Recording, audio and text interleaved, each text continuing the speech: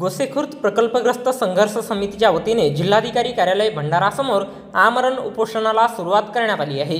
महात्मा गांधी जयंतीचे औचित्य साधून छत्रपती शिवाजी महाराज आणि विश्वभूषण भारतरत्न डॉक्टर बाबासाहेब आंबेडकर यांना अभिवादन करून गोसेखुर्द गावातील प्रकल्पग्रस्तांच्या समस्या सोडविण्यात याव्यात याकरिता गोसेखुर्द प्रकल्पग्रस्त संघर्ष समितीच्या वतीने जिल्हाधिकारी कार्यालय समोर त्रिमूर्ती चौक भंडारा येथे दिनांक 2 ऑक्टोबर 2024 रोज बुधवारला दुपारी 2 वाजता दरम्यान बेमुदत आमरण उपोषण सुरू करण्यात आले आहे। जोपर्यंत मागण्या मंजूर होत नाही तोपर्यंत उपोषण सुरू राहणार असल्याचे गोसेखुर्द प्रकल्पग्रस्त संघर्ष समितीचे अध्यक्ष तथा जिल्हा पुनर्वसन समितीचे अशासकीय सदस्य भाऊ कातोरे यांनी सांगितले आहे।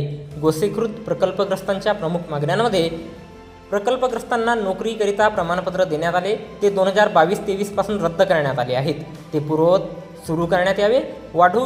वाढीव कुटुंबाला 2,90,000 रुपये प्रकल्पग्रस्त, प्रकल्पबाधित आणि अंशतः बाधित यांना देण्यात यावे। गोसेखुर्द प्रकल्पग्रस्त भूमिहीनांना कमीत कमी 1 एकर शेतजमीन देण्यात यावी।